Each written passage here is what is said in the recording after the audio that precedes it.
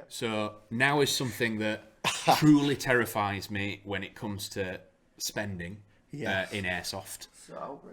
So one of our other techs in the workshop is an IPSC shooter, which is the practical.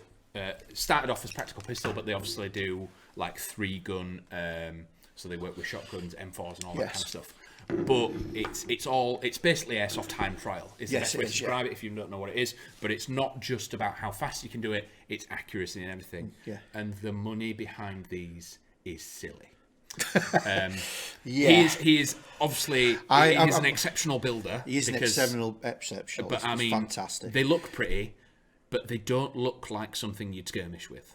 He does. I know he does, but you're not. These aren't. I mean, obviously people do. I've seen Marcus do it. I've seen these guys do it, and they run them on the hip and they're fine because they understand what they can do and they trust them. But these things are designed to be exceptionally accurate, exceptionally fast for pistols in drawing, aiming, cycling, and obviously to hit that what they call the double alpha. So those that don't know, you have a target, the center is alpha, and then you get Bravo and you get Charlie. Yeah. The R&D and the putting these things together is to get that super fast, super consistent, but there is probably 4 figures in each one of them. Yeah, I mean, when Jake, he actually when I asked him, I were a bit, I didn't know if he'd I don't want to touch him. Yeah. I didn't know if he'd actually turn up with them today in his lovely hard case all set out.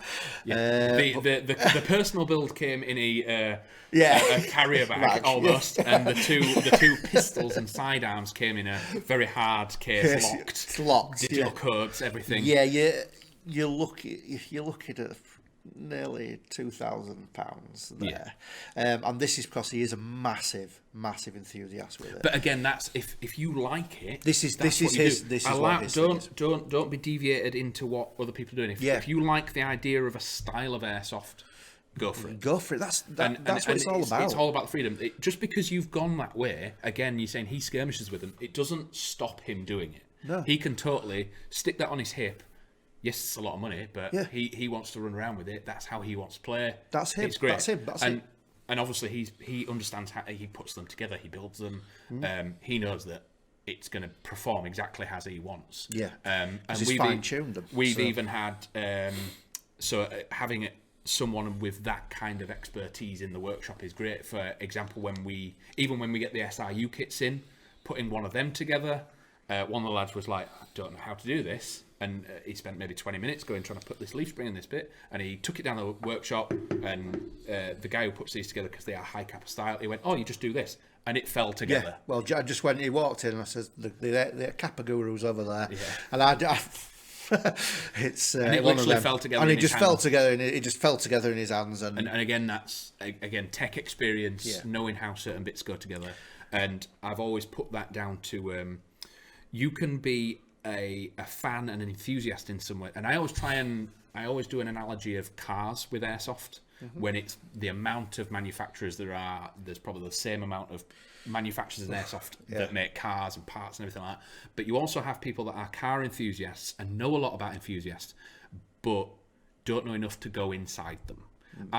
Yes, you can really like cars, you can do external bits and clean it and service it and this and the other. You still wouldn't take the top of your engine off. No, not and again, you'd give that to someone who is extremely well versed in how these things are put together, and that's how you're going to get the best build and stuff like that. So there's a lot of notes on the table because I don't know anything about these. And to be honest, I'm going to be honest with everyone.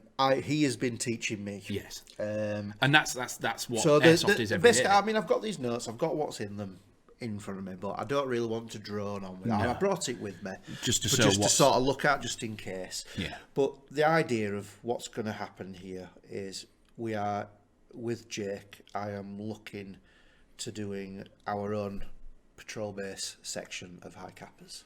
And in the same sense as the M4? Yeah, in the same sense. But hopefully not the same price. Well, this is not as much as that, no. Because, I mean, that one on the left, that red one. That one there's...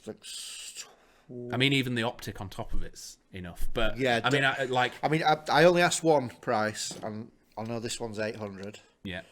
And they said it's about 12. So yeah, about 12. So and again, there's nothing wrong with spending that. If you love it, if that's your passion, it's all about passion. You like with any hobby, you put as much in or as little as you like. You can be involved as much as you want or as little as you like. And he's just put everything into that, and now he knows these things like the back of his hand. I mean, I've got 2 of them here, and I know he sent me a picture last night of which ones to choose from. And it's a big and list. there was about 12. Yeah. And I just saw, juddered.